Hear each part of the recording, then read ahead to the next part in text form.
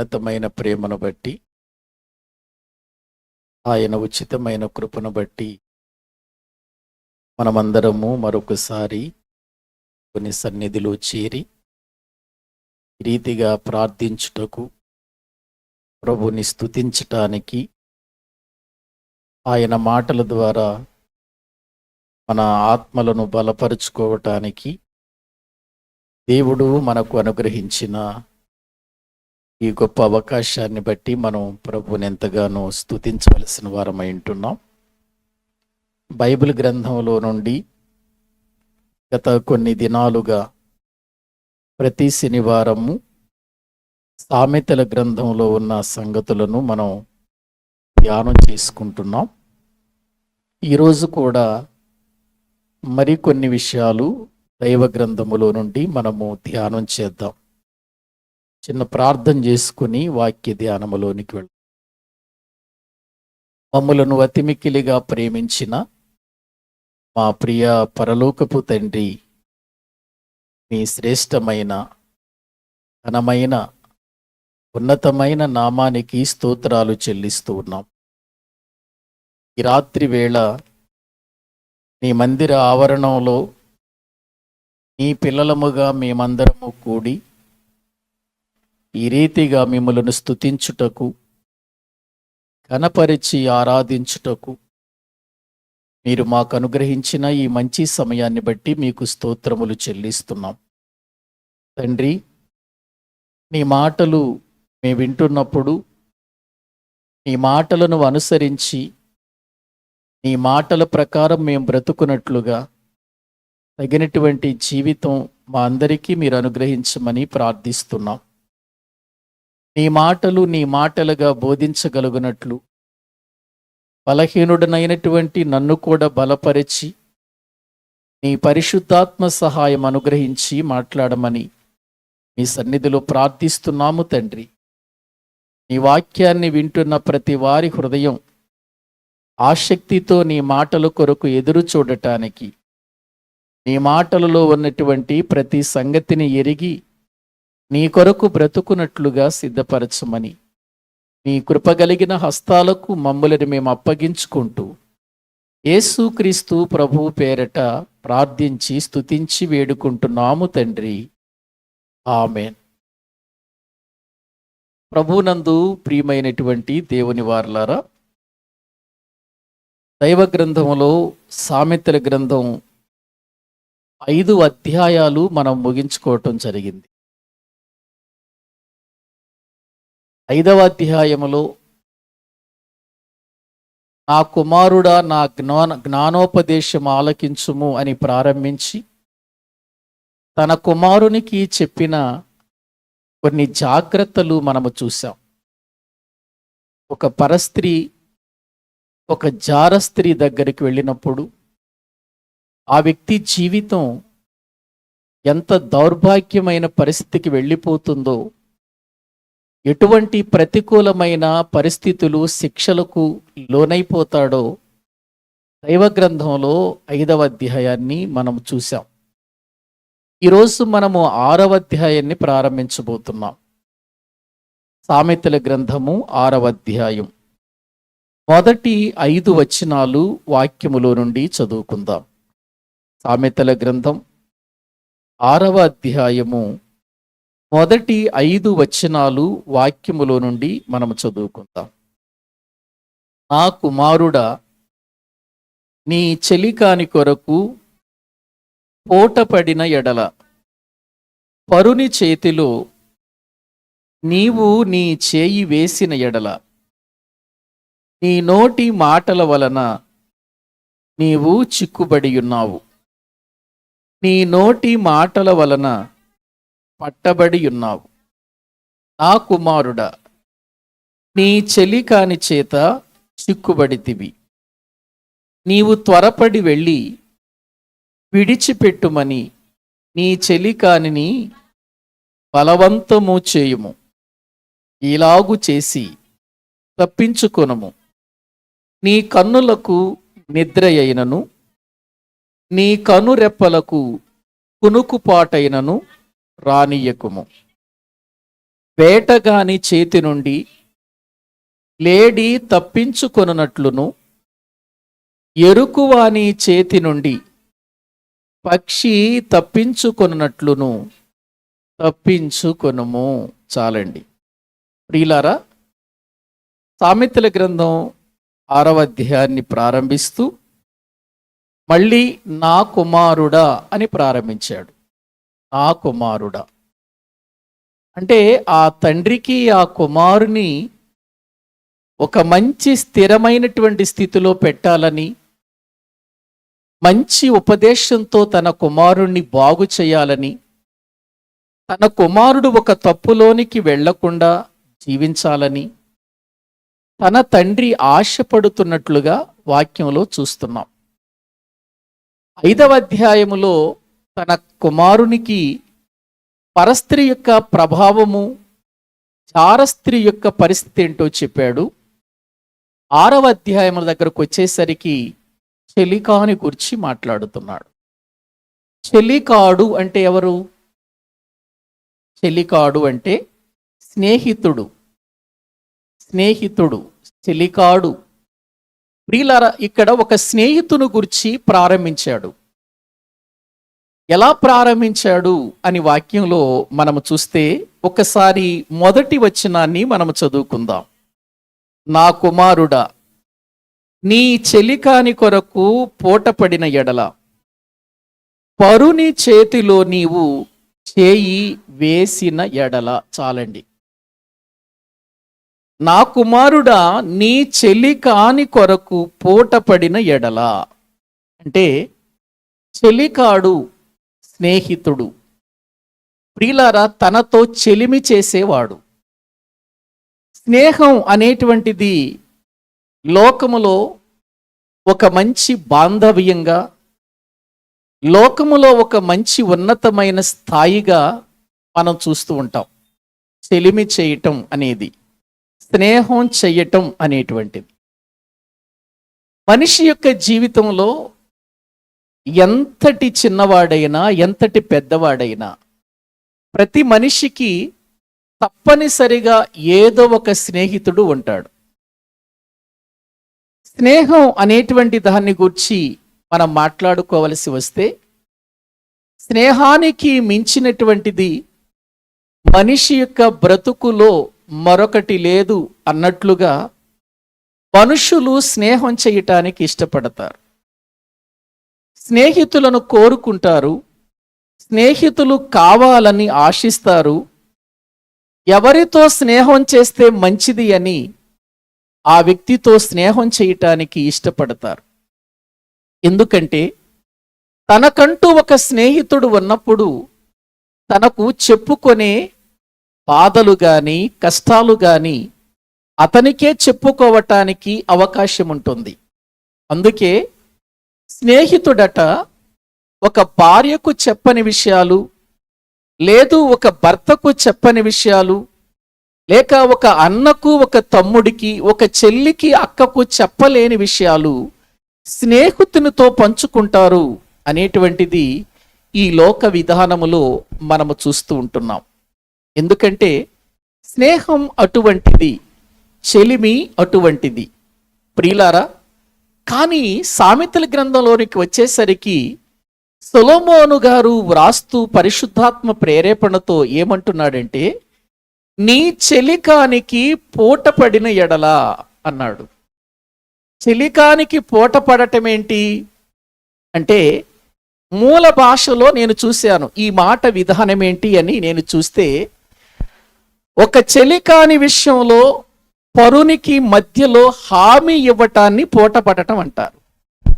కొంతమంది స్నేహితులు తన స్నేహితుడే కదని పొరుగు వాని యొక్క విషయంలో ఏం చేస్తారంటే, అతడు నా స్నేహితుడేనండి, అవసరమైతే నేను హామీ ఉంటానండి అని వారు తమ్మును తాము హామీగా ఉండిపోతారు.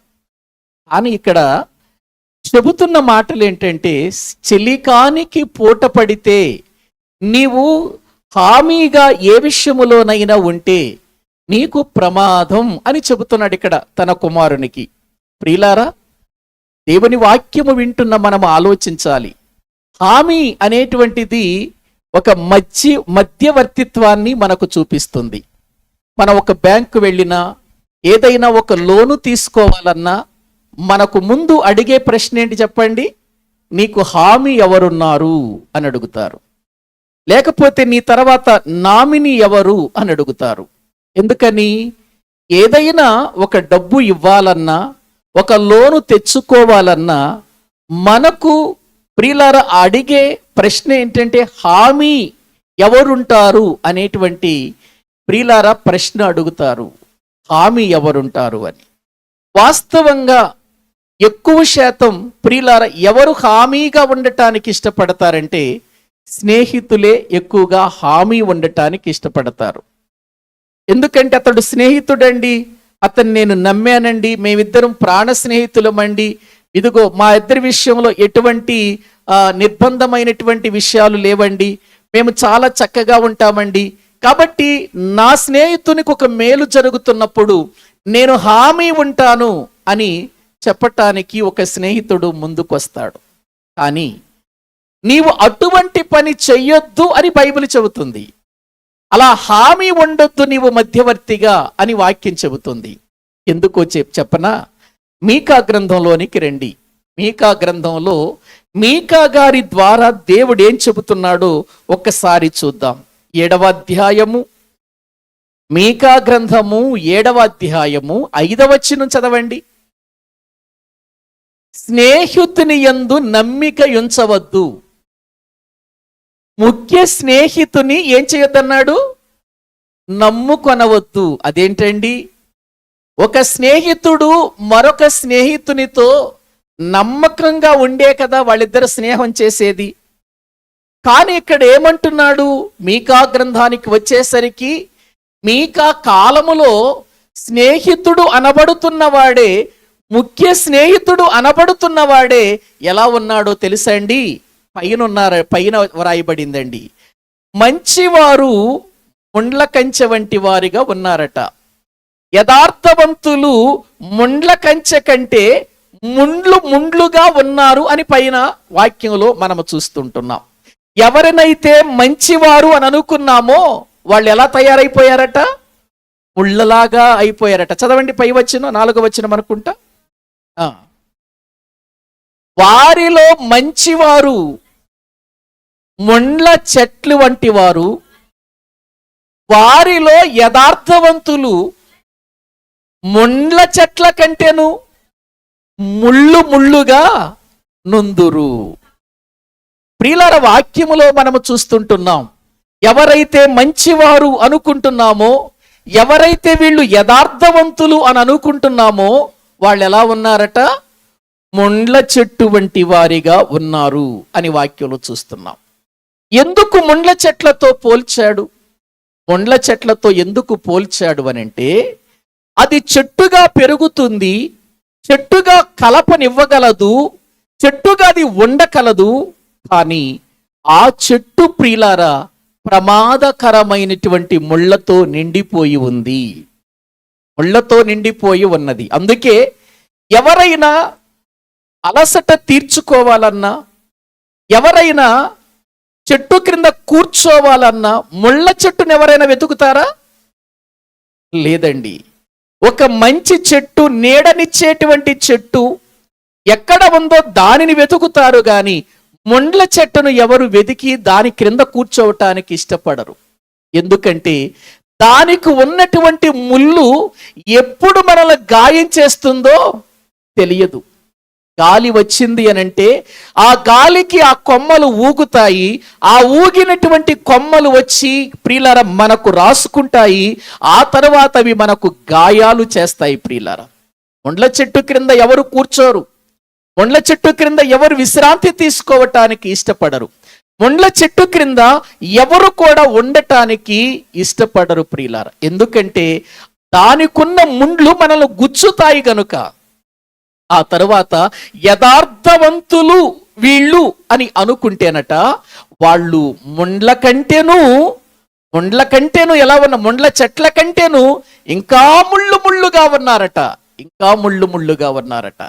ఇక మంచివారే ముండ్ల చెట్లలాగా ఉంటే యథార్థవంతులే ముళ్ళు ముళ్ళుగా ఉంటే ఇంకా ఎవరండి చెప్పండి సమాజానికి ఉపయోగపడేది? ఎవరిని యథార్థవంతులు అనాలి, ఎవరిని మంచివారు అనాలి, ఎవరిని చెడ్డవారు అనాలి?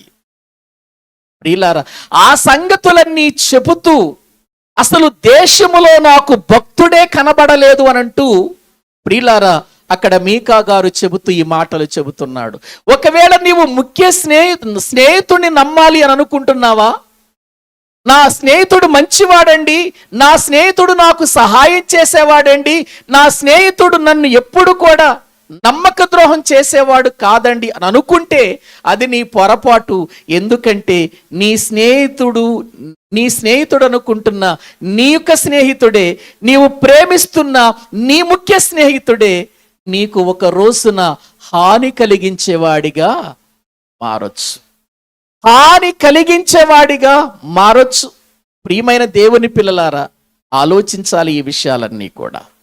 అంటే ఒక స్నేహితుడిని కూడా ఎందుకు నమ్మొద్దంటున్నాడంటే ఏమో ఏ టైంలో వాడు ఏం చేస్తాడో తెలియదు, ఎప్పుడు నమ్మక ద్రోహం చేస్తాడో తెలియదు. మనం అప్పుడప్పుడు వార్తలు వింటూనే ఉంటాం, న్యూస్ పేపర్లో చూస్తూనే ఉంటాం.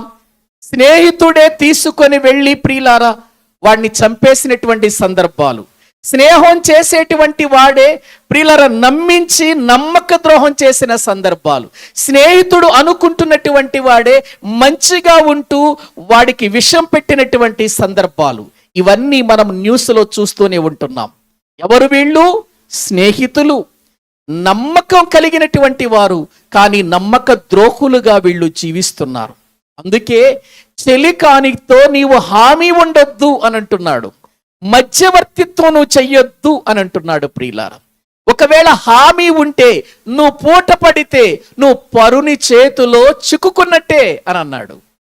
ఏవండి, పరుని చేతిలో చిక్కుకుంటే వచ్చే నష్టమేంటో మనము చూస్తూనే ఉన్నాం ఈ సమాజంలో.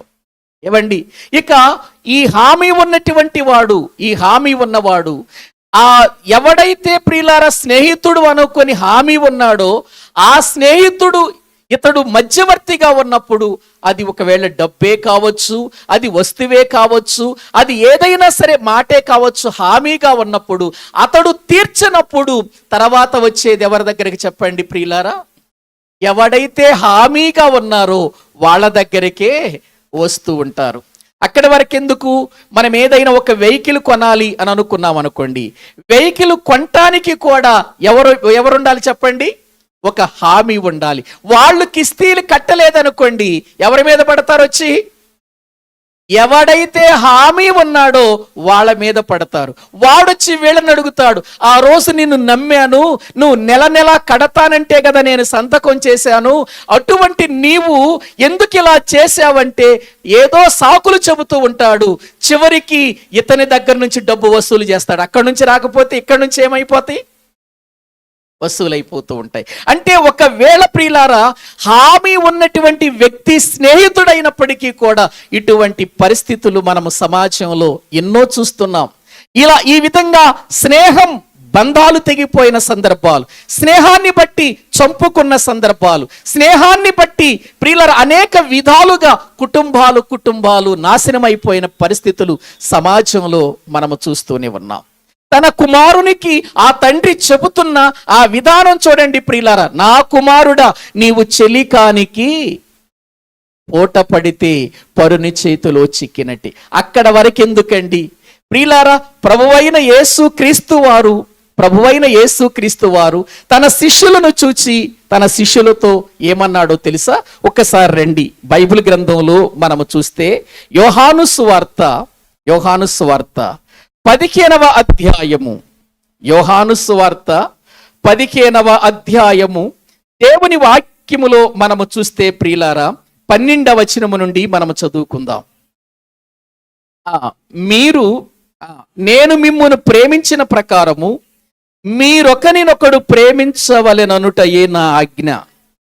తన స్నేహితుల కొరకు తన ప్రాణము పెట్టువాని కంటే ఎక్కువైన ప్రేమ గలవాడెవడునూ లేడు. నేను మీకు ఆజ్ఞాపించు వాటిని చేసిన ఎడల మీరు నాకు ఏమై ఉంటారు? స్నేహితులై ఉంటారు. చదవండి. దాసుడు తన యజమానుడు చేయు దానిని ఎరుగడు గనుక ఇక మిమ్మును దాసులని పిలువక స్నేహితులని పిలుచుచున్నాను అని అన్నాడు. ప్రియులారా, ఎవరైతే దేవుని ఆజ్ఞలను అనుసరించి నడుచుకుంటారో వాళ్ళని స్నేహితులు అని పిలుస్తాను అని అన్నాడు. మీరు నన్ను ఏర్పాటు చేసుకోలేదు, నేనే మిమ్మల్ని ఏర్పాటు చేసుకున్నాను అని క్రింద మాట్లాడతాడు. నేనే మిమ్మల్ని ఏర్పాటు చేసుకుని నియమించాను అని అంటాడు. ఎవరినైతే ఏర్పాటు చేసుకున్నాడో, ఎవరినైతే పిలుచుకున్నాడో, ఎవరినైతే తన దగ్గర పెట్టుకున్నాడో, ఎవరినైతే నమ్మాడో ఆ నమ్మిన స్నేహితుడే యేసుక్రీస్తును 30 వెండి నాణాలకి ఏం చేశాడు? అమ్మేశాడండి. అందుకే ప్రియులార, యేసుక్రీస్తు వారు ఆ గెత్సెమనే తోటలో ఆయన్ని పట్టుకోవటానికి వచ్చినప్పుడు యోధా ఇస్కరియోతు కూడా వారితో ఉన్నాడు కదా. వారితో ఉన్నప్పుడు యేసుక్రీస్తు ప్రభువారు యూదా ఇస్కరియోతును చూచేయమన్నాడు తెలుసా? నా చెలికాడా.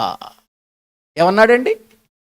నా చెలికాడా, నువ్వు వచ్చిన పనేంటో త్వరగా చేసేయి. నువ్వెందుకు వచ్చావో తెలుసు, ఎటువంటి ఉద్దేశంతో వచ్చావో తెలుసు.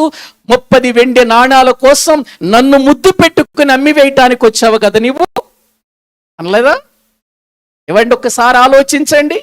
ఇక చెప్పండి, యేసుక్రీస్తు లాంటి పాపము లేని నిర్దోషమైన వ్యక్తినే ఒక స్నేహితుడు అప్పగించాడంటే మనమెంత ఆప్టల్.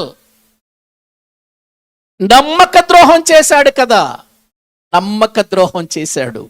ప్రియులారా, ఆలోచించండి. ఈ దినాన్న వాక్యాన్ని బట్టి మనం పరిశీలన చేస్తే ప్రియులారా, కౌగిటిలో భార్యను కూడా నమ్మొద్దు అన్నాడు అక్కడ. ఆమె దగ్గర నీ పెదవులని విప్పొద్దు అన్నాడు మీకా గ్రంథం. మళ్ళీ ఒక్కసారి అక్కడికి రండి, మనం చదువుకుందాం. బైబిల్ గ్రంథంలో వాక్యములో 7వ అధ్యాయం 5వ వచనము నుండి మళ్ళీ చదవండి. స్నేహితుని యందు నమ్మిక ఉంచవద్దు, ముఖ్య స్నేహితుని నమ్ముకొనవద్దు. నీ కౌగిటిలో పడుకొని ఉన్న దాని ఎదుట నీ పెదవుల ద్వారమునకు కాపు పెట్టి అక్కడ ఎలా పడితే అలా మాట్లాడొద్దు, నీ కౌగిట్లో పడుకున్న దాని దగ్గర అన్నాడు. చదవండి.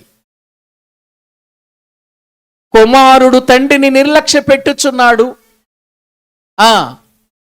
కోడలు అత్త మీదికి లేచెదరు. ఎవరి ఇంటి వారు వారికి ఏమైపోతున్నారట? విరోధులైపోతున్నారు. ఎవరి ఇంటి వారు వారికే విరోధులైపోతున్నారు. ఇంటి వారే విరోధులవుతుంటే ఇక స్నేహితులు విరోధులు కారా? ఆలోచించండి ప్రియులారా. దేవుని వాక్యాన్ని వింటున్న మనం, పౌలు తన జీవితములో ఎవరితోనైతే స్నేహించాడో, ఎవరినైతే తన వెంట పెట్టుకొని వెళ్ళి సువార్త నేర్పించి వాక్యాన్ని బోధింపచేశాడో, వారిని వాక్యములో నిలబెట్టి స్థిరపరిచాడో, వాళ్ళు పౌలు గారి మరణకాలములో వెళ్ళిపోయినప్పుడు పౌలు తిమోతికి ఉత్తరం రాస్తూ బాధతో ఒక మాట అన్నాడు. తిమోతి, లూకా మాత్రమే నా దగ్గర ఉన్నాడయ్యా. తిమోతి, నన్ను విడిచిపెట్టి అందరూ వెళ్ళిపోయారు. దేమా ఇహలోక స్నేహాన్ని స్నేహించి నన్ను విడిచి వెళ్ళిపోయాడంటూ బాధపడతాడు. చూడండి ఆ మాటలు ఒక్కసారి. బైబిల్ గ్రంథములో తిమోతికి వ్రాసినటువంటి 2వ పత్రిక 4వ అధ్యాయము, తిమోతికి వ్రాసినటువంటి 2వ పత్రిక 4వ అధ్యాయము 9వ వచనము నుండి చదవండి. నా యొద్దకు త్వరగా వచ్చుటకు ప్రయత్నము చేయుము. దేమా ఇహలోకమును స్నేహించి నన్ను విడిచి తెస్సలోనికకు వెళ్ళెను. క్రేస్కే గలతీయకును తీతు దలమతీయకును వెళ్ళిరి. లూకా మాత్రమే నా యొద్ద ఉన్నాడు. మార్కును వెంటబెట్టుకొని రమ్ము, అతడు పరిచారము నిమిత్తము నాకు ప్రయోజనకరమైన వాడు. ప్రియులారా, ఆలోచించారా? తిమోతికి ఆఖరిసారి బలహీనుడుగా ఉండి, చాలా బాధలో ఉండి, ముసలివాడైపోయి, నిజంగా తన పరిచర్య తానే చేసుకునే పరిస్థితి లేనప్పుడు ఆఖరిసారిగా చనిపోయే ముందు తిమోతికి ఉత్తరం రాస్తున్నాడు ఈ 2వ పత్రికలో. ఏం చెబుతున్నాడు? లూకా మాత్రమే నా దగ్గర ఉన్నాడు. తిమోతి, దేమా ఉన్నాడనుకుంటే దేమా ఏం చేశాడు? ఈ లోకమును స్నేహించి నన్ను విడిచిపెట్టి వెళ్ళిపోయాడు. తెస్సలోనికి వెళ్ళిపోయాడు.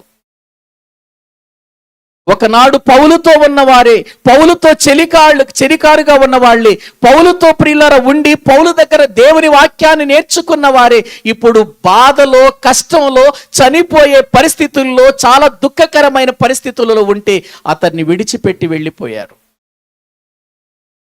అయ్యా, పరిచర్య చేసే వాళ్ళు ఎవరు లేరు, మార్కుని వెంట పెట్టుకునిరా, అతడు నాకు పరిచారము చేయుటకు ప్రయోజనకరమైన వాడు అని బాధపడుతూ రాస్తూ ఉన్నాడు. చూడండి ఆ మాటలు. ప్రియులారా, ఒక్కసారి ఆలోచించండి. ఈ లోకములో మనం ఎవరిని నమ్మినా, ఎవరిని మనం స్నేహించినా, ఎవరితో ప్రియులారా మన జీవితాలు అంటిపెట్టుకొని ఉన్నా, మనకు ఒకనాడు ప్రియులారా అది ప్రమాదకరమైనటువంటి పరిస్థితికి వెళ్ళిపోతుంది. అందుకే తన కుమారునికి జాగ్రత్తలు చెబుతున్నాడు. కుమారుడా, చెలికానితో హామీ ఇవ్వద్దు. నువ్వు ఏ విషయాల్లో కూడా హామీగా ఉండొద్దు, పోట పడవద్దు. ఒకవేళ పోట పడితే నీవు పరుల చేతికి అప్పుడే చిక్కుబడిపోయావు. అంతే అన్నాడు కదా అక్కడ. చూడండి ఒక్కసారి. పరుని చేతిలో నీవు నీ చెయ్యి వేసిన ఎడల నీ నోటి మాటల వలన నీవు చిక్కుబడి ఉన్నావు, నీ నోటి మాటల వలన పట్టబడి ఉన్నావు. చిక్కుబడి ఉన్నావు, పట్టబడి ఉన్నావు. ఆ రెండు మాటలు చూడండి. చిక్కుపడిన ప్రియులార వ్యక్తి జీవితం ఎలా ఉందో. ఎందుకు చిక్కుపడి ఉన్నాడు అని అంటున్నాడు ఇక్కడ. నీ నోటి మాటల వలన, ఆ రోజు నువ్వు హామీ ఇచ్చావే, ఆ రోజు నీ నోటితో మాట్లాడేవే, ఆ మాట వలన నీవేమైపోయావు? చిక్కుబడిపోయావు. ఏవండి, మనం చూస్తూ ఉంటాం అప్పుడప్పుడు దారం బాగా చిక్కుబడిపోద్ది. చిక్కుబడిపోయిన దారమును మళ్ళీ తీయటానికి చాలా కష్టం. ఎందుకంటే ఒక ముడి ఊడదీస్తుంటే ఇంకో చోట ముడి పడుతుంది, ఒక ముడి ఊడదీస్తుంటే మరొక చోట ముడి పడుతుంది. ప్రియులారా, త్వరగా రాదు. చిక్కుల్లో పడినవాడు బయటికి రావటం చాలా కష్టం. చివరికి హామీ ఉన్న వాడి దగ్గరికి వెళ్ళిపోయి, నాయనా నేను హామీ ఉన్నాను కదరా, ఇవ్వరని వీడు మాటి మాటికి ఇంటికి వెళ్ళాలి. వాడేమో ఏదో ఒక సాగు చెబుతాడు, మాటి మాటికి వెళ్ళాలి. ఇటు చూస్తేనే వీళ్ళొచ్చి ఏం చేస్తూ ఉంటారు? ప్రియులారా, అతన్ని బాధ పెడుతూ ఉంటారు. చిక్కుల్లో పడిపోయావు, పట్టుబడ్డావు, పట్టులో నుంచి బయటికి రావటం చాలా కష్టం. కాబట్టి ఒకవేళ అటువంటి పరిస్థితి నీవు తొందరపడి చేస్తే నువ్వు చేయాల్సిన పని ఏంటో తెలుసా? తొందరగా వెళ్ళిపోయి వాడి దగ్గర బ్రతిమిలాడుకో అంటున్నాడు. కింద చూడండి వాక్య భాగములు 3వ వచనం. నా కుమారుడా, నీ చెలికాని చేత, ఎవరి చేత చిక్కుపడ్డాడు? చెలికాని చేత చిక్కుపడ్డావు. నీవు త్వరపడి వెళ్ళి విడిచిపెట్టుమని నీ చెలికాని బలవంతము చేయుము. ఇలాగు చేసి తప్పించుకో. బలవంతం చేయి, బ్రతిమలాడు, ఏదో ఒక రకంగా చిక్కులో నుంచి బయట పడు. దీన్ని నిర్లక్ష్యం చేయొద్దు అని అంటున్నాడు. దీన్ని ఆలక్ష్యం చేయొద్దు. నువ్వు ఈ విషయంలో ఎంతగా నీవు జాగ్రత్త పడాలి ఇటువంటి విషయంలోనంటే, నీ కన్నులకు నిద్ర కూడా రాకూడదు అన్నాడు. కింద అన్నాడా? చూడండి. నీ కన్నులకు నిద్ర అయినను నీ కనురెప్పలకు, చూసారా, నిద్ర కూడా రావద్దు. అంటే నువ్వు ఆ చిక్కుల నుంచి బయటపడేంత వరకు, నీవు ఆ భయంకరమైనటువంటి పట్టులో నుంచి బయటపడేంత వరకు నీవు నీ చెలికాని యొద్దకు వెళ్ళి వాని ద్వారా నీవు చిక్కుపడ్డావు కాబట్టి వాడినే బ్రతిమలాడుకొని బలవంతం పెట్టి ఎలాగైనా ఆ చిక్కులో నుంచి బయటికి రా. ఈ విషయంలో నిర్లక్ష్యంగా ఉండి నువ్వు నిద్రపోవద్దు. కొంతమందికి సమస్య మీదకొస్తున్నా కూడా ఏమీ పట్టదు. కొంతమందికి కొన్నిసార్లు సమస్య వస్తుందని తెలిసినా కూడా నిర్లక్ష్యంగానే ఉంటారు. కొంతమంది సమస్య వచ్చిన తర్వాత కూడా నిర్లక్ష్యంగానే ఉంటారు. కొన్నిసార్లు వాళ్ళు పరిస్థితి ప్రియులారా ప్రమాదకరమైన పరిస్థితిలోకి వెళుతుంది అన్నా వాళ్ళంతగా పట్టించుకోరండి ప్రియులారా. ఎందుకంటే నిర్లక్ష్య స్వభావం, ఆ నిద్ర స్వభావం అంటాడు. ఏవండి, నిద్రపోయే వారిని మీరు ఏ విధంగానైనా మాట్లాడండి, వాళ్ళు మనకేమైనా జవాబిస్తారా? నేను బైబిల్ గ్రంథంలో ఒక విషయాన్ని చెబుతా. బైబిల్లో కొన్ని రకాలైన నిద్రలు ఉన్నాయండి. సుఖ నిద్ర, మనోహరమైన నిద్ర, గాఢ నిద్ర, ఆసక్తి కలిగిన నిద్ర. చూపిస్తారా ఒకసారి వచనాలు చూడండి బైబిల్లో. యెషయా గ్రంథము 56వ అధ్యాయము 10వ వచనం. యెషయా గ్రంథము 56వ అధ్యాయము 10వ వచనం. వారి కాపరులు గుడ్డివారు, వారందరూ తెలివి లేనివారు, వారందరూ మోగ కుక్కలు,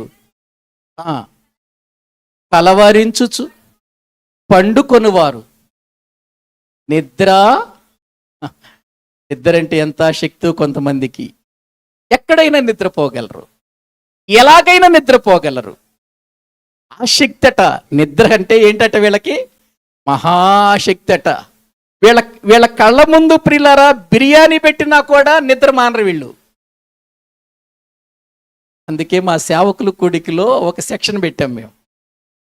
నిద్రపోయే ఎవరైనా సరే వాక్యం చెప్పేటప్పుడు నిద్రపోతే వచ్చే నెలలో వారిని సహవాసంలో నుండి తీసేస్తాం అని ప్రియులారా ఒక నియమం పెట్టాం. ఇక అక్కడి నుంచి ఆ మాట ఎప్పుడైతే చెప్పామో కళ్ళు మోస్తున్నారు కానీ బలవంతంగా తెరుస్తున్నారు. నిద్రపోకుండా చేశాంగా. ఎట్లాగైతే ఏమండి, కొంతమందికండి ఆసక్తి, ఎంత ఆసక్తి అంటే నువ్వెన్నన్నా చెప్పు, ఎన్ని మాటలైనా చెప్పు, ఎంతైనా అరువు, అసలు వాళ్ళకి అది పట్టదు. నిద్రపోవటమే వాళ్ళకి కావాలి, నిద్రాశక్తి. నాకు తెలిసిన ఒక ఆయన ఉన్నాడు. భోజనం దగ్గర టేబుల్ దగ్గర కూర్చుంటాం కదా భోజనం చేయటానికి. భోజనం వచ్చేలోపు ఒక నిద్ర వేసేస్తాడు. భోజనం వడ్డిస్తారు కదండి, అది కొంచెం లేట్ అయింది, ఒక 5 నిమిషాలు లేట్ అయిందంటే నిద్రపోయి లెగుస్తాడు ఆయన. మధ్యలో తింటున్నాడు అనుకోండి, ఈ లోపు ప్రియులర సాంబారో ఏదో పెరుగు రావాలనుకోండి, ఆ పెరుగు రావటం, ఆ సాంబార్ లేట్ అయిందని మళ్ళీ ఒక నిద్ర వేసేస్తాడు. ఎంత ఆసక్తో తెలుసా నిద్ర అంటే?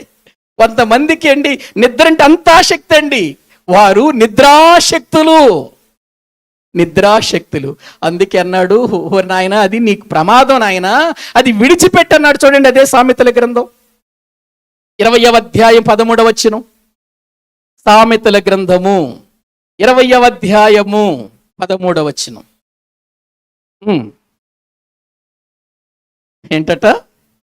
బాగా చదవండి, పెద్దగా చదువు. లేమికి భయపడి నిద్రయందు ఆసక్తి. దేనికి భయపడి? లేమి అంటే కొరత, కొదువ, లేమితనం. ప్రియులారా, ఎవరైతే జీవితములో నిద్రపోతారో, ఏ నిద్ర?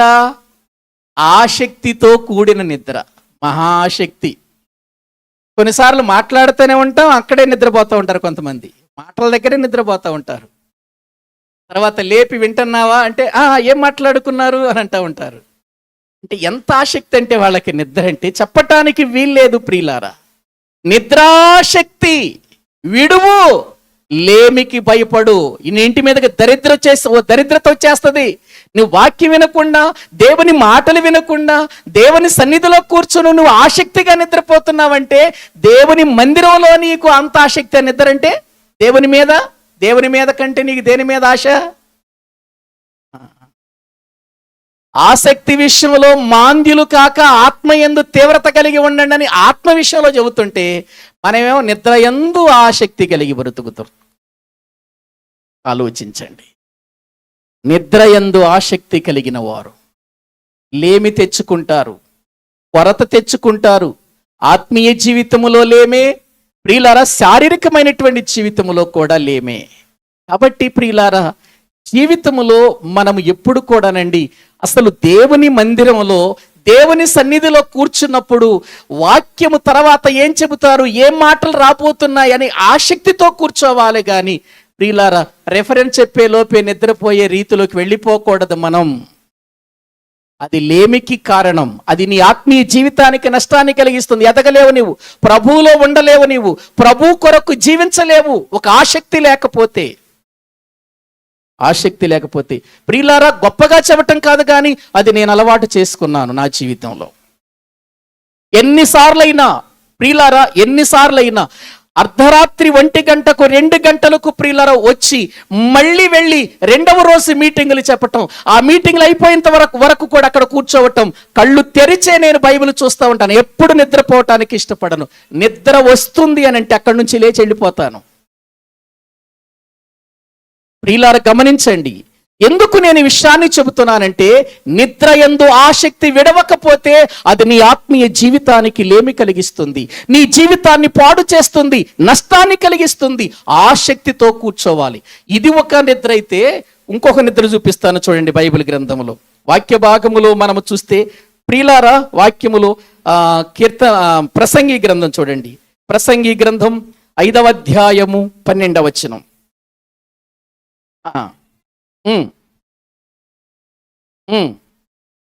సుఖ నిద్ర. ఇదే నిద్ర, ఇందాక నిద్ర ఆసక్తి కలిగిన నిద్ర, ఇదే నిద్ర సుఖ నిద్ర. ఇది ప్రియులారా, నిద్రట ఏమి ఎరగదట, సుఖం ఎరగదట. కానీ ఇది సుఖం ఎరిగిన నిద్రే. ఇది మంచి నిద్రేనండి, సుఖ నిద్ర మంచిదే. ఎందుకంటే ప్రియులారా కష్టపడతారు, పని చేస్తారు, సమయానికి ప్రియులారా వాళ్ళు చేయాల్సిన పనులు అది చేస్తారు, సమయానికి నిద్రపోతారు. వాళ్ళకి ఎటువంటి కష్టం ఉండదు, ఎటువంటి ఆలోచన ఉండదు. ప్రియులారా కష్టపడతారు, తెచ్చుకుంటారు, తింటారు, చక్కగా సుఖంగా నిద్రపోతారు. ఇది సుఖ నిద్ర. ప్రియులారా వాక్యంలో దానికి సంబంధించిన మరొక మాట చూడండి. సుఖ నిద్ర యొక్క విధానం చూపిస్తాను. కీర్తనల గ్రంథం 4వ కీర్తన 8వ వచనం. 4వ కీర్తన 8వ వచనం.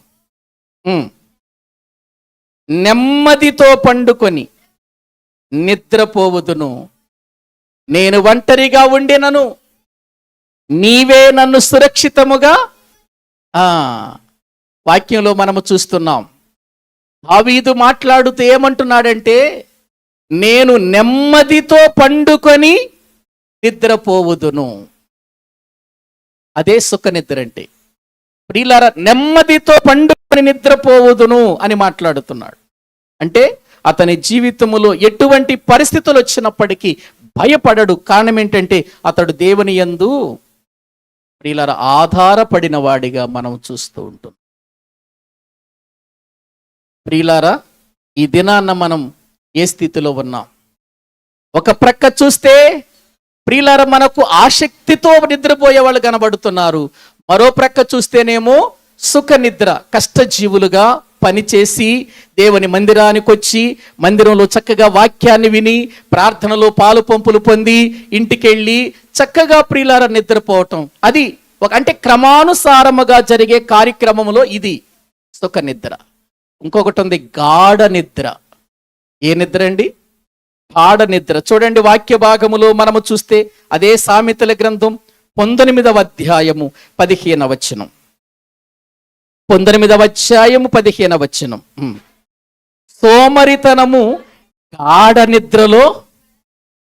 చూసారా? ఇదే నిద్ర, గాఢ నిద్ర. ఏవండి, ఇది గాఢ నిద్రగా దేవుని వాక్యంలో మనము చూస్తుంటున్నామండి. గాఢ నిద్ర. ఏంటి ఈ గాఢ నిద్ర అనేటువంటిది ఎందుకు వస్తుంది? అక్కడ వాక్యంలో మనం చూసాం కదా, గాఢ నిద్ర అనేది ఎందుకు వస్తుందన్నాడు? సోమరితనము చేత ఏమొస్తుందన్నాడు? గాఢ నిద్ర వస్తుంది అని అంటున్నాడు. ఇది గాఢ నిద్ర, సోమరితనం. ప్రియులారా ఏమీ వాళ్ళకి పట్టదు ప్రియులారా. సోమరితనం ఏం చెప్పినా అంతే, సోమరిపోతుల్లాగా. ప్రియులారా వీళ్ళ పని ఏంటంటే తినటం, నిద్రపోవటం, తినటం, నిద్రపోవటం. ఇంకెంతకంటే ఏం చేయరు వాళ్ళిక. ప్రియులారా సోమరితనము మనిషిని గాఢ నిద్రలో పడేస్తుంది. సోమరితనం ఉండకూడదు మనకు. అది తర్వాత మనం చెప్పుకుందాం, వస్తుంది కదా. ఇక ఆ తర్వాత ప్రియులారా వినోదమైన నిద్ర. ఇర్మియా గ్రంథం 31వ అధ్యాయం 26వ వచనం. ఇర్మియా గ్రంథము 31వ అధ్యాయము 26వ వచనం. అంతలో నేను మేలుకొని ఆలోచింపగా నా నిద్ర ఏమైందట? నిద్ర ఏమైందట? వినోదం అంటే పండగ. నిద్ర పండగ అయ్యిందట, నిద్ర వినోదం అయ్యిందట, నిద్ర ఆనందం అయ్యిందట. ఎప్పుడు? మంచి ఆలోచనలతో పడుకున్నప్పుడు, మంచి ఆలోచనలతో ప్రియులారా మనం ఉన్నప్పుడు, మంచి తలంపులతో మనం నిద్రపోయినప్పుడు, వాక్య విధానములో మనం నిద్రపోయినప్పుడు ఆ నిద్ర ఎలా ఉంటుందంటే ప్రియులారా వినోదంగా ఉంటుంది. అదే అక్కడ జరుగుతుంది. ఇశ్రాయేలీయులను గురించి మాట్లాడు, ఇలా మాట్లాడు అని దేవుడు తెలియచేస్తున్నాడు. ఆయనకి నిద్రలో తెలియచేస్తూ మేలుకొనినప్పుడు ఆ నిద్ర అతనికి ఎలా ఉంది చెప్పండి? దేవుని మాటలతో నింపబడ్డాడు గనుక, దేవుని సంగతులతో నింపబడ్డాడు గనుక, దేవుని ఆలోచనలతో నింపబడ్డాడు గనుక, దేవుని ధ్యానంతో నిద్రపోయాడు గనుక ఆ నిద్ర అతను లేచేసరికి ఎట్లా ఉంది? కొంతమంది కలవరంతో లేస్తారు, ఆనందంగా లేకరు, కలవరంతో లేస్తారు. కలవరంతో లేస్తున్నారు అనంటే ఆ రాత్రి వాళ్ళ ఆలోచనలు సరైనటువంటి విధానములో లేవనే చెప్పాలి, బైబిల్లో చెప్పబడిన మాటలను బట్టి. కాబట్టి ప్రియులారా, నిద్ర ఆసక్తి మన జీవితంలో ఉండకూడదు, నిద్ర మీద ఆసక్తి ఉండకూడదు దేవుని సన్నిధిలో. అందుకే ఇక్కడ సమస్య వచ్చిందయ్యా, నీ జీవితంలో నువ్వు ఎవరికో నీ చెలికానికి పూటపడి హామీ ఉన్నావు, దానివల్ల నువ్వు పర్ల చేతిలో చిక్కుకుపోయావు, దానివల్ల నీ జీవితం పాడైపోతుంది. కాబట్టి నువ్వు త్వరగా వెళ్ళి ఎవరితోనైతే నువ్వు హామీ ఉన్నావో ఆ వ్యక్తితో నువ్వు బ్రతిమిలాడు, పట్టు విడవక ఆ వ్యక్తిని నువ్వు బ్రతిమిలాడి ఆ చిక్కుల్లో నుంచి, ఆ బంధకాల నుంచి బయటపడు, నిద్ర మాత్రం పోవద్దన్నాడు ఇక్కడ. మళ్ళీ చదవండి ఆ వచనాన్ని, సామెతల గ్రంథం 6వ అధ్యాయం 3వ వచనం. నా కుమారుడా, నీ చెలికాని చేత చిక్కుబడితివి, నీవు త్వరపడి వెళ్ళి విడిచిపెట్టుమని నీ చెలికాన్ని బలవంతము చేయుము. ఇలాగు చేసి తప్పించుకొనుము.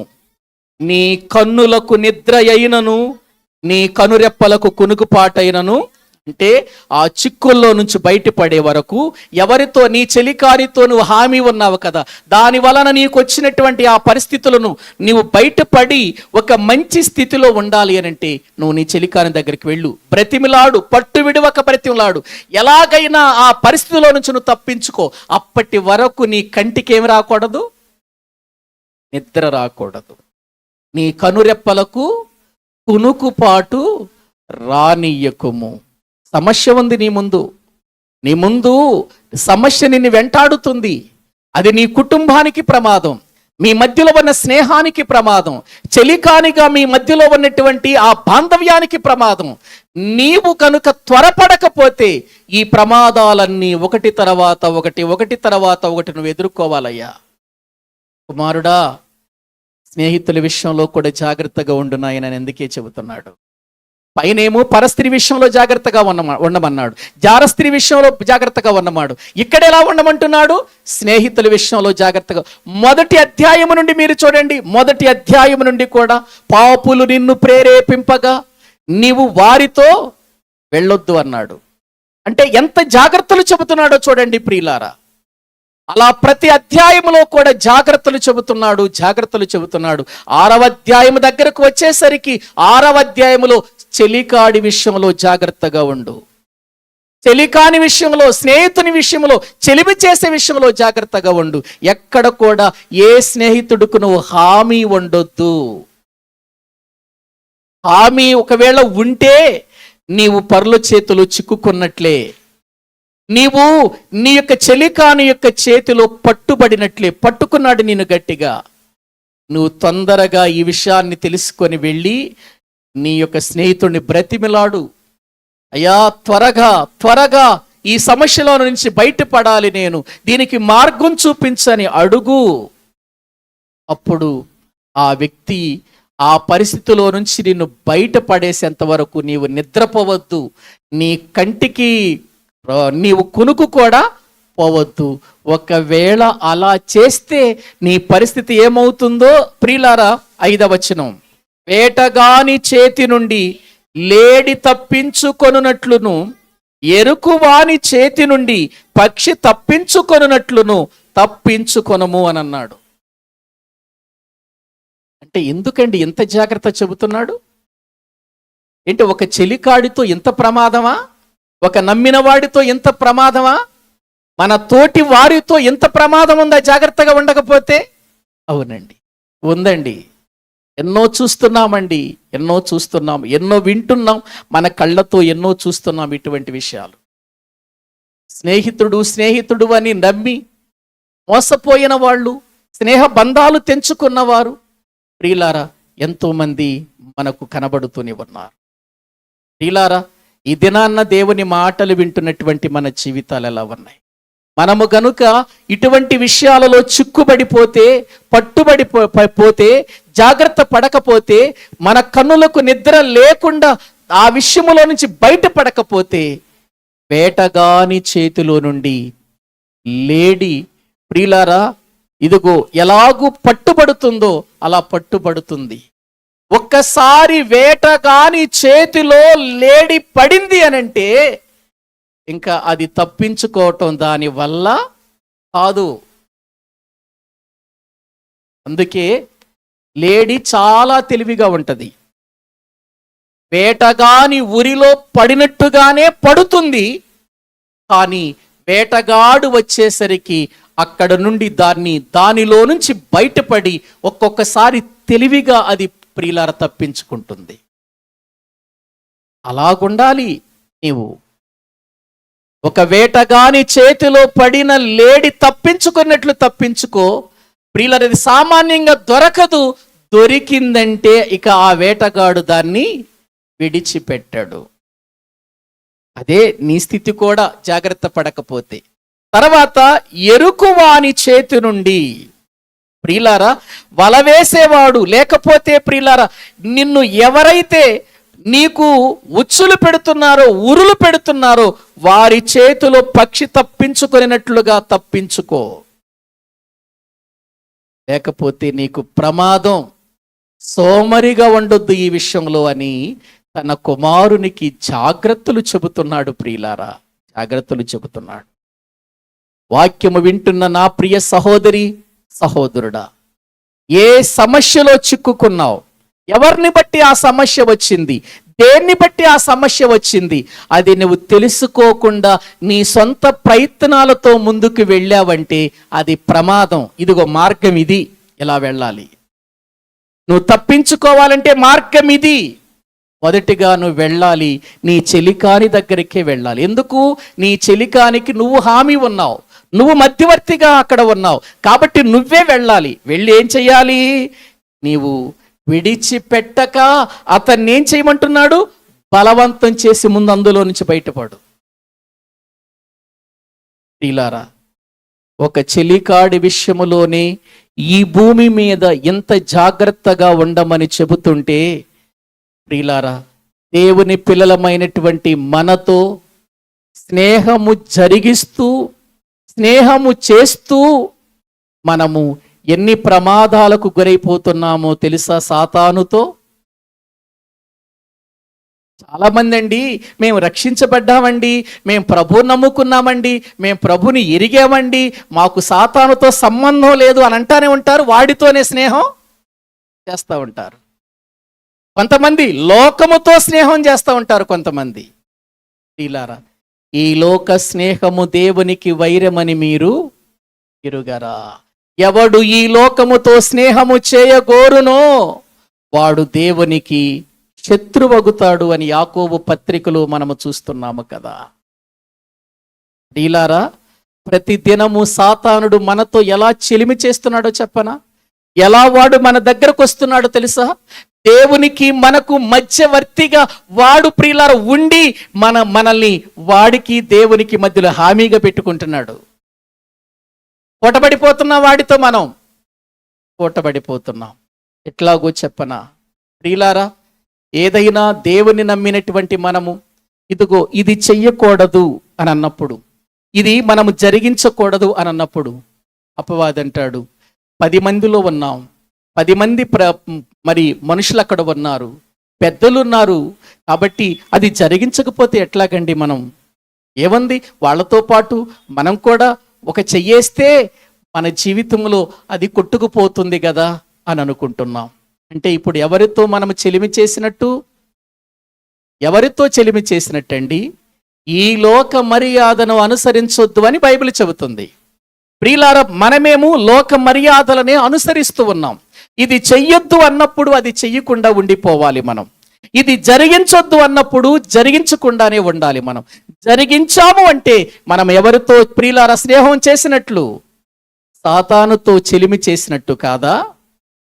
ప్రియులారా, మనము చేసే ప్రతి తప్పుడు పని, మనము మాట్లాడే ప్రతి తప్పు మాట, మనము చేసే ప్రతి కార్యానికి ప్రియులారా ఇదిగో మనము సాతానుకు చెలిమి అయిపోతున్నామని, మనము హామీగా మిగిలిపోతున్నామన్న సంగతి తెలుసా?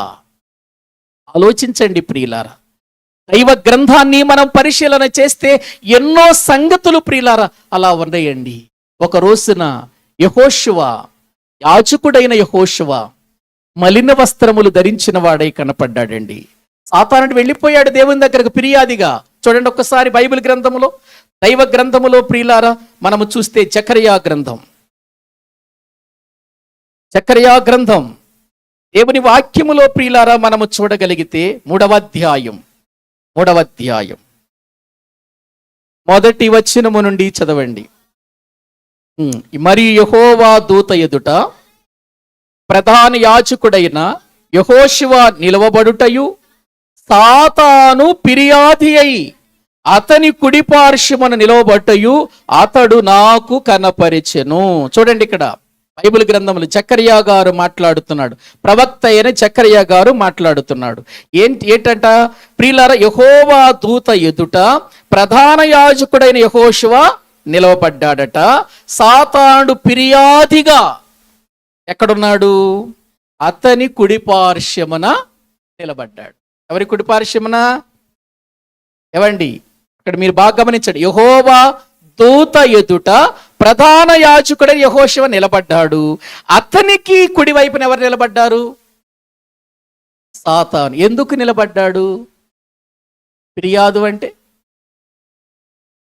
ఏవండి? ఫిర్యాదు అంటే ఏంటి?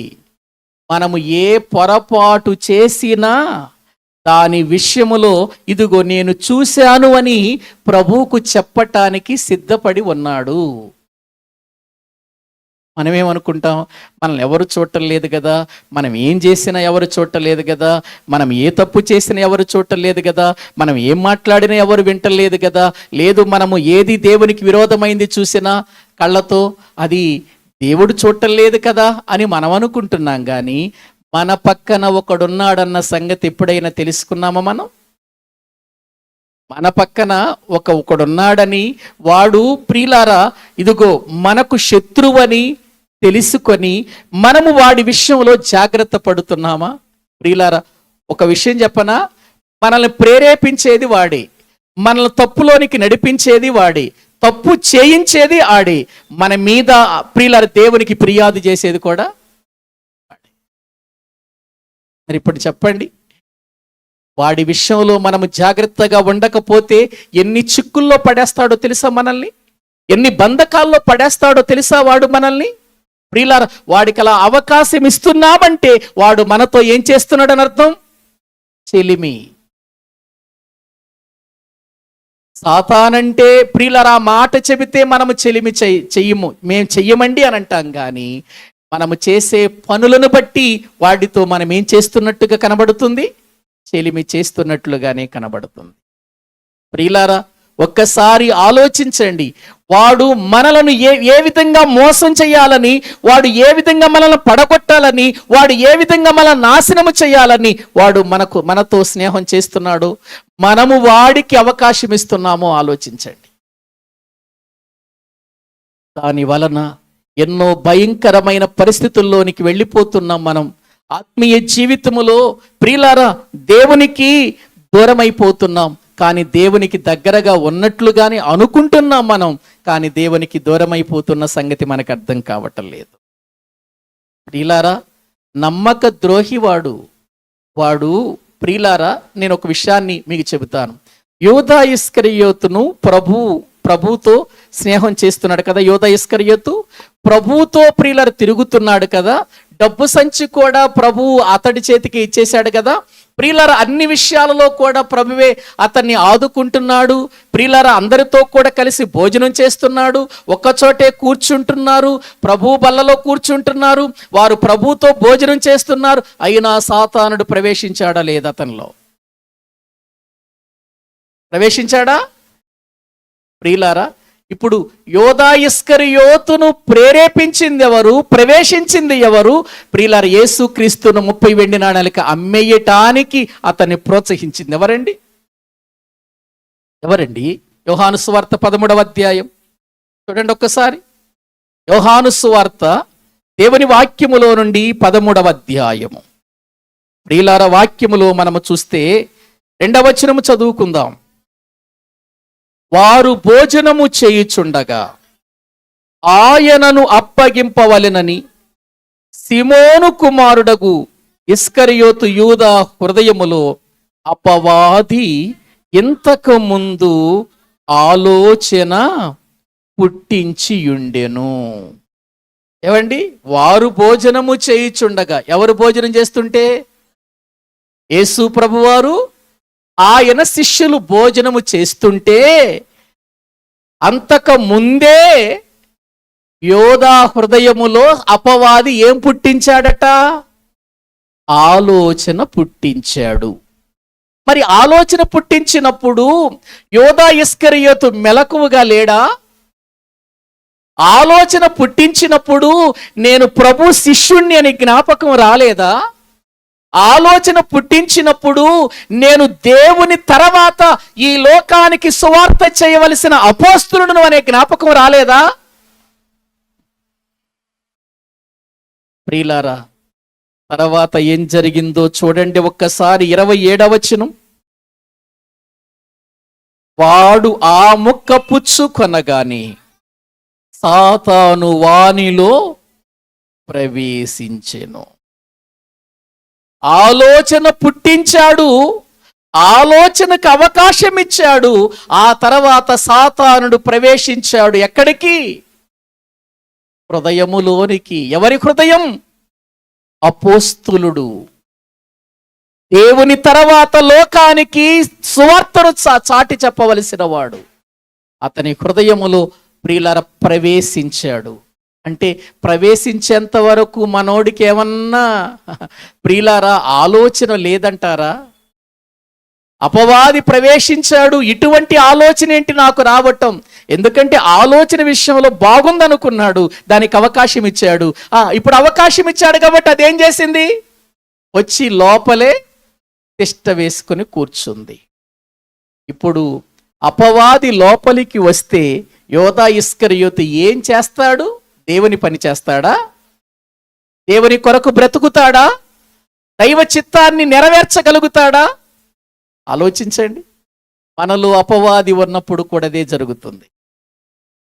మన జీవితంలో ఇదే. ఒక దేవుని పని మనము జరిగించటం లేదంటే మనలో ఎవరు కూర్చున్నారని అర్థం? అపవాది కూర్చున్నాడు.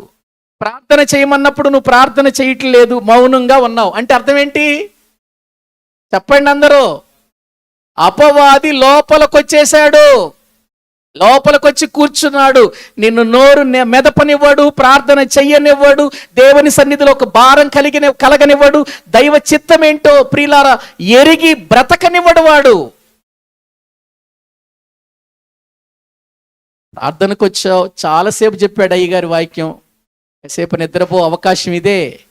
ప్రార్థన ఏం ప్రార్థన అని ఆలోచనలు పుట్టించి కూర్చొని మనల్ని మన దేవునికి దూరం చేస్తున్నాడు. ప్రియులారా, దూరం చేస్తున్నాడు.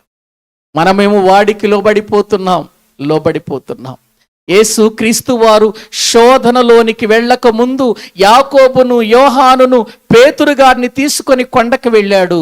ప్రియులారా, అక్కడికి వెళ్ళి ఇదిగో మీరు ఇక్కడ ఉండి ప్రార్థన చెయ్యండి అని ఆయన వింటి వేత దూరము వెళ్ళి ప్రియులారా దుఃఖాక్రాంతుడగుటకు ఆయన మొదలుపెట్టాడు ప్రార్థన చేయటానికి. వీళ్ళు నిద్రపోతున్నారు. ఆ తర్వాత యేసుక్రీస్తు ప్రభువారు తిరిగి ప్రార్థన ముగించుకుని వచ్చేసరికి వీళ్ళు నిద్రలో ఉన్నారు. ప్రభు వాళ్ళను చూచి ఒక్క గడియైనను మేలుకొని ఉండలేరా? మీరు శోధనలో ప్రవేశించకుండునట్లు మీరు లేచి ఏం చేయమన్నాడు? ప్రార్థన చేయమన్నాడు. వాళ్ళని లేపి మళ్ళీ వెళ్ళి ఎక్కడ కూర్చున్నాడు? ఆయన ప్రార్థనలోనే కూర్చున్నాడు. మళ్ళీ అక్కడ ఏడ్చాడు, కన్నీరు కార్చాడు, దుఃఖపడ్డాడు. ప్రియులారా, ప్రార్థన చేసి మళ్ళీ వీళ్ళు ప్రార్థన చేస్తున్నారో లేదని రెండవసారి వచ్చాడు. రెండవసారి కూడా ఏం చేస్తున్నారు? వీళ్ళు నిద్రపోతున్నారు. మళ్ళీ లేపాడు, ప్రార్థన చెయ్యండి అని చెప్పాడు. మళ్ళీ వెళ్ళాడు. ఆయన ప్రియులారా కన్నీటితో దుఃఖాక్రాంతుడై ప్రార్థన చేస్తున్నాడు. అప్పటికే ఆయన చెమట రక్త బిందువులుగా మారునంతగా ప్రియులారా అయిపోయి. వీళ్ళకి ఏ బాధ లేదు, వీళ్ళకి ఏ చింత లేదు, వీళ్ళకి ఏ భారము లేదు, వీళ్ళకి ఏ బాధ్యత లేదు, నిద్రపోతున్నారు. ప్రభువారు మూడవసారి తిరిగి వచ్చి వాళ్ళతో చెప్పిన మాట ఏంటో తెలుసా? మత్తయి సువార్త బైబిల్ గ్రంథములో చూడండి ఆ మాటలు ప్రియులారా. మత్తయి సువార్త దేవుని వాక్యములో నుండి ప్రియులారా మనము చూస్తే 26వ అధ్యాయము ప్రియులారా 42వ వచనము నుండి చదవండి. మరలా రెండవ మారు వెళ్ళి, నా తండ్రి, నేను దీనిని త్రాగితేనే గాని ఇది నా యొద్ద నుండి తొలగిపోవుట సాధ్యము కాని ఎడల నీ చిత్తమే సిద్ధించునుగాక అని ప్రార్థించి తిరిగి వచ్చి వారు మరలా నిద్రించుట చూచెను. ఎలయనగా వారి కన్నులు భారముగా ఉండెను. ఆయన వారిని మరలా విడిచి వెళ్ళి ఆ మాటలే చెప్పుచు మూడవ మారు ప్రార్థన చేసెను. అప్పుడు ఆయన తన శిష్యుల యొద్దకు వచ్చి, ఇక నిద్రపోయి అలసట తీర్చుకోండి. ఇదిగో ఆ గడియ వచ్చి ఉన్నది, మనుష్య కుమారుడు పాపుల చేతికి అప్పగింపబడుచున్నాడు అని దేవుని వాక్యంలో చూస్తున్నాం. ఏవండి, ఇక్కడ మీరు గమనించండి, వీళ్ళ ముగ్గురిని తీసుకొని వెళ్ళి ప్రార్థిస్తారు. ఎందుకంటే ఎక్కడికి వెళ్ళని వీళ్ళ ముగ్గురిని తీసుకెళ్తాడు ప్రభు. ఎక్కడికి వెళ్ళినా వీళ్ళ ముగ్గురికి ప్రాధాన్యత ఇచ్చాడు. తీసుకెళితే ప్రియులారా ప్రార్థన చెయ్యమని చెబితే వీళ్ళు ఏం చేస్తున్నారు చెప్పండి? నిద్రాభారముతో వారి కన్నులు ఉన్నాయట. ప్రార్థన చేయవలసిన వీళ్ళు మౌనంగా ఉన్నారు. బాధ్యత తెలియని వారిగా బ్రతుకుతున్నారు వీళ్ళు. ప్రియులారా, ఇటువంటి పరిస్థితులలో ఆయన ప్రార్థన ముగించేశాడు. ప్రియులారా, ఆయన ప్రార్థన ముగించేసరికి వీళ్ళు ప్రియులారు నిద్రపోతున్నారు, ఇక నిద్రపోండి, అలసట తీర్చుకోండి అంటూ ఉండగాని యోధా ఇస్కరియోతు ఈలోపే అతడు లోపలికి వచ్చేశాడు. బంటులతో లోపలికి వచ్చేసాడండి. లోపలికి వచ్చినప్పుడు ఏం జరిగిందో ఆ కింద వచనాలు మనం చదువుకుందాం. 49వ వచనం.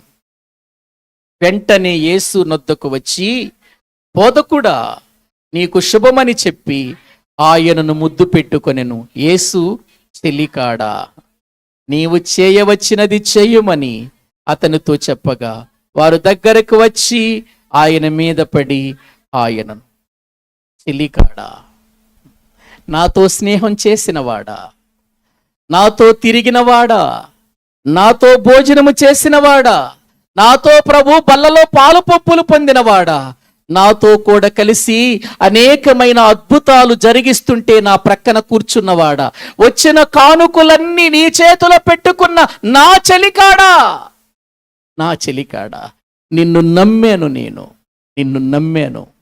నిన్ను నమ్మి నీ ఒక మంచి బోధకుడు కావాలని, మంచి అపోస్తుడు కావాలని నేను పిలిస్తే చివరికి నమ్మిన నన్నే ఏం చేశావు? నువ్వు అప్పగించటానికి వచ్చావు కదా.